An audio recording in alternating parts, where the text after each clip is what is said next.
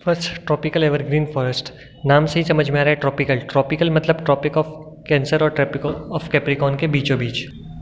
Evergreen जो हमेशा हरा भरा रहता हो, ठीक है।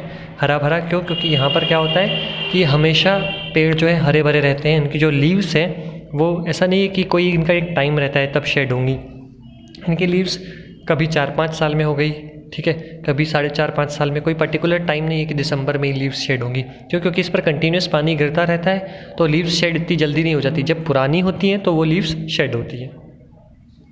These forest are restricted to heavy rainfall areas of Western Ghats. मैंने आपको बताया था वेस्टर्न घाट्स में बहुत बारिश होती है, ठीक है। And the island group of Lakshadweep, Andaman and Nicobar island, upper part of Assam and Tamil Nadu. Point number 1 ये मैंने मार्क करा दिया कि किस किस एरिया में ये फॉरेस्ट होते हैं, तो यहाँ तक कोस्ट तक। Point number 2, they are at their best in the areas having more than 200 centimetre of rainfall with a short dry season. इस फॉरेस्ट में रेनफॉल कितना होता है? 200 सेंटीमीटर तक, ठीक है। तो आप लोग लिख दोगे evergreen forest receive rainfall up to 200 centimetre with a short dry season. तो ये फॉरेस्ट कहाँ पाए जाते हैं? जहाँ पर 200 सेंटीमीटर तक रेनफॉल होती है, और ये जगह बता दी। The trees reach great heights. अब ये कितने हाइट होती है इनकी? 60 मीटर्स और इवन अबव, 60 मीटर या उससे भी ज़्यादा होते हैं। Point number 3, since the region is warm and wet throughout the year. अब मैं पॉइंट 4 लिखा रहा हूँ। It has a luxuriant vegetation of all kinds. अब देखो यहाँ पे क्या क्या होते हैं? Trees, shrubs, creepers, giving it a multi layered structure. तो पॉइंट नंबर जो 4 रहेगा वो यहाँ से रहेगा। The region is warm and wet throughout the year. It has a luxuriant vegetation of all kinds, जैसे trees, shrubs, creepers give it a multi layered structure. Trees आपको पता है पेड़, ठीक है। हर्ब्स मतलब छोटे छोटे पेड़, श्रब्स मतलब उससे बड़े, और ट्रीज मतलब सबसे बड़े। सबसे छोटे होते हैं हर्ब्स, ठीक है। फिर होते हैं श्रब्स। श्रब्स मतलब जैसे रोज़ प्लांट, ठीक है। और हर्ब्स मतलब जैसे तुलसी का प्लांट, श्रब्स मतलब जैसे रोज़ प्लांट, और फिर होते हैं ट्रीज जैसे नीम ट्री। और मल्टीलेड मतलब देखो ये नीचे साइड में ज़्यादा घना होता है, फिर ऊपर और कम घना, ऊपर और कम घना, ठीक है। तो धीरे धीरे ये लाइट होता जाता है, पर नीचे साइड सबसे ज़्यादा डेंस रहता है, इसलिए इसे मल्टीलेड बोलते हैं।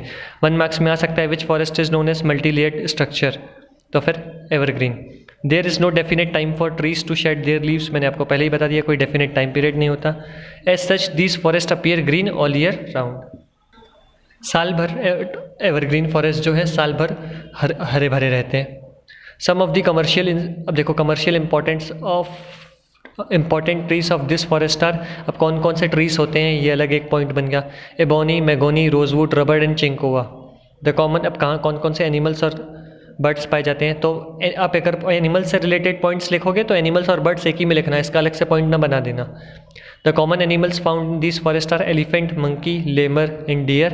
1 horn rhinoceros are found in the jungles of Assam and West Bengal.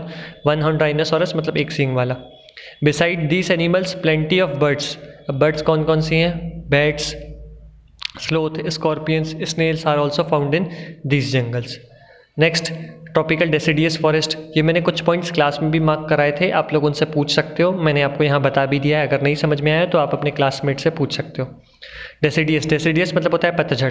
Tropical deciduous forest, there are the most wide spread forest of India. Wide spread forest क्यों बोला गया?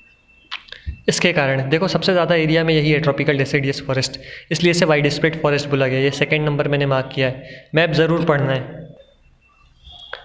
ठीक है। तो वाइड स्प्रेड क्यों? सबसे ज़्यादा फैला हुआ है। द रीजन रिसीविंग रेनफॉल, देखो इसमें the most wide spread forest of India, they are also called monsoon forest. एक पॉइंट तो आप ये भी बना सकते हो, ठीक है। फिर रेनफॉल कहाँ तक होता है? 70 to 200 सेंटीमीटर तक रेनफॉल होता है। Trees of this type forest there shed their leaves for, अब ये लोग लीव्स कब शेड करते हैं? 6 to 8 weeks in a dry summer. Summer season में 6 से 8 हफ्तों में करते हैं, ठीक है। उसके बाद फिर नहीं करते।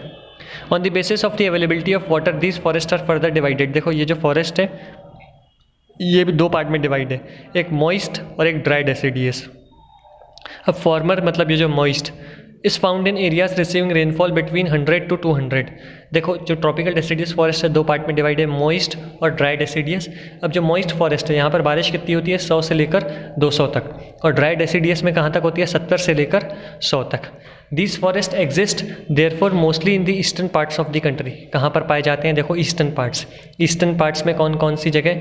North eastern states along the foothills of Himalayas, Jharkhand, west Orissa, Chhattisgarh and on the eastern slopes of western घाट। ये कहाँ पे पाए जाते हैं वो बता दिया।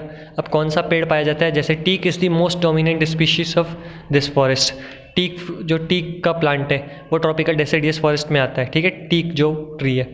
बैम्बू, साल, शीशम, सैंडलवुड ये भी इसी में आते हैं। Khair, kusum, arjun and mulberry are other commercial important species. Commercial important species मतलब ये जो है ना, ये जो ट्रीज ये बिकाऊ होते हैं, इनको बेचकर पैसा कमाया जाता है। सैंडलवुड मतलब होता है चंदन। मलबेरी जो सिल्क वर्म रहता है ना, वो मलबेरी ईट करता है, खाता है, तो फिर वो सिल्क प्रोड्यूस करता है। The dry deciduous forest are found in areas having rainfall between 70 to 100 centimetre, पहले ही बता दिया। This forest are found in the rainier parts of, ये कहाँ पर होता है, peninsular plateau and the plains of Bihar and Uttar Pradesh, किस जगह होता है ये बता दिया गया। There are open stretches in which teak, sal, peepal and neem grow.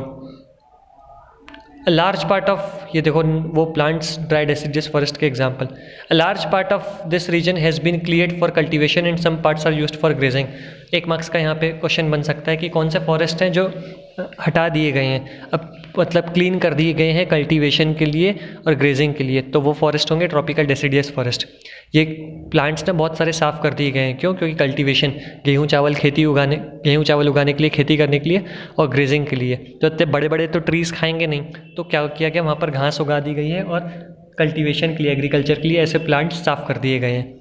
तो लार्ज पार्ट साफ़ क्यों कर दिए गए? क्योंकि क्या होता है, ये जो यूपी बिहार है यहाँ की पॉपुलेशन बहुत होती है। तो 1 मार्क्स में क्वेश्चन आ सकता है, कौन सा ऐसा जो फॉरेस्ट है जो काट दिया गया है for the purpose of cultivation and grazing, तो आप लिखोगे ट्रॉपिकल डेसिडियस।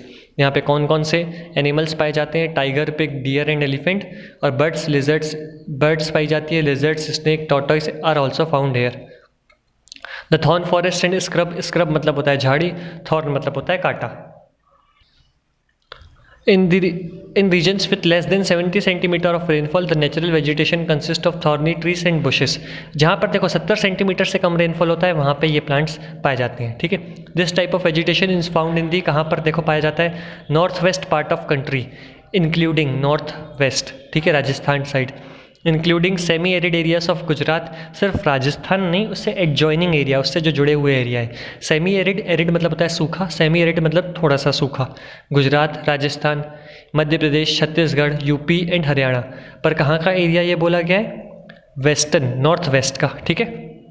इन एरियाज़ में देखो पाए जाते हैं। यहाँ का रेनफॉल लगभग 70 सेंटीमीटर होता है, ठीक है। तो एक पॉइंट तो ये बन गया कि less than 70 centimetre of rainfall the natural vegetation consist of thorny trees and bushes. एक पॉइंट ये कहाँ पर पाया जाता है। दूसरा, अब कौन कौन से प्लांट्स हैं, acacias, palms, euphorbia, cacti are the main plants species. तीसरा, ठीक है। उसके बाद ट्रीज आर स्कैटरिंग, ये भी एक फीचर लिख सकते हो क्योंकि ये भी एक फीचर है। Trees are scattered and have long roots penetrating deep into the soil in order to get moisture. इसका मीनिंग मैं बता देता हूँ क्या होता है। ट्रीज़ जो है ना वो दूर दूर फैले होते हैं। क्यों दूर दूर फैले होते हैं? देखो कारण क्या है, ये जो दूर ट्रीज़ है ये कुछ ज़मीन की वाटर ले लेगा, ये कुछ ज़मीन का। क्या होगा, पास पास रहेंगे ना तो रहेगा वाटर, थोड़ा सा दोनों खींचेंगे तो या ये मर जाएगा या ये मर जाएगा, ठीक है। तो क्या होता है, इनकी रूट्स भी ना बहुत घनी होती हैं, बहुत ज़्यादा बड़ी होती हैं और मजबूत दूर दूर तक फैली होती हैं। क्यों? क्योंकि क्या होता है, ये सेमी एरिड एरिया रहते हैं, यहाँ पे क्या सूखा ज़्यादा होता है ना, गीला मतलब जो पानी रहता है कम रहता है, जिसकी वजह से ये लोग ना दूर दूर अगर इनकी रूट्स रहती हैं ना तो ये लोग बहुत दूर से बहुत ज़मीन के नीचे से पानी खींच लेते हैं, ठीक है। और क्योंकि ये लोग दूर दूर होते हैं, कारण क्या है, एक पर्टिकुलर लैंड इसके लिए डिवोटेड है, एक पर्टिकुलर टुकड़ा इसके लिए डिवोटेड है। अदरवाइज पास पास होंगे तो एक ही पीस ऑफ लैंड से ये लोग सॉइल विटामिन्स लेंगे, पानी लेंगे, तो हो सकता है कोई एक प्लांट जो ज़्यादा पावरफुल हो वो बच जाए, बाकी वाला जो अदर है वो मर जाए। इस वजह से दूर दूर एरिया में होते हैं नेचुरली। और रूट्स जो रहती हैं बहुत इनकी डीप रहती है ताकि क्या ये वाटर पेनिट्रेट कर ले। The stems are succulent, succulent होते हैं मतलब जूसी स्टेम्स होते हैं। 1 मार्क्स का फिर क्वेश्चन बन सकता है, which type of forest have succulent stem. Juicy मतलब जैसे आपने कैक्टस देखा होगा, उसका बीच का पार्ट जूसी रहता है। ऐसे प्लांट्स में ना जो फूड बनता है वो स्टेम में बनता है, लीव्स में नहीं बनता। देखो इनकी जो लीव्स हैं वो सिकुड़ जाती हैं, कांटों में कन्वर्ट हो जाती हैं। क्यों? क्योंकि आपने सुना होगा ट्रांसपीरेशन एक प्रोसेस होती है, स्टोमेटा के थ्रू पानी जाता है, मतलब सूखता जाता है। लॉस ऑफ वाटर को बचाने के लिए इनकी जो लीव्स है वो कांटों में कन्वर्ट हो जाती हैं, ठीक है। लीव्स में फूड बनता नहीं है, स्टेम में फूड बनता है। स्टेम इनका सक्लेंट होता है मतलब जूसी, जैसे एलोवेरा। तो ये लोगों की लीव्स क्या होती है, सिकुड़ जाती है। क्यों? ट्रांसपीरेशन प्रोसेस न होता कि टू कंजर्व वाटर, है ना। तो रसीला होता है स्टेम और लीव्स सिकुड़ जाती है ताकि ट्रांसपीरेशन न हो। Leaves are mostly thick and small to minimize evaporation, evaporation ना हो मतलब पानी पत्तियों के थ्रू पानी ना उड़ जाए, इस वजह से ये जो लीव्स होती हैं इसकी छोटी होती हैं। This forest give away to thorn forest and scrubs in arid areas, ये जो फॉरेस्ट रहते हैं थॉर्न और स्क्रब ये किस एरियाज में पाए जाते हैं, एरिड एरियाज में। अब इस यहाँ पर कौन कौन से जानवर होते हैं, wolf, tiger, lion, rabbit, fox, rat, mice, horse, camel, ये सारे जानवर होते हैं। फोर्थ फॉरेस्ट जो है वो हम कल नेक्स्ट पार्ट में पढ़ेंगे। Thank you.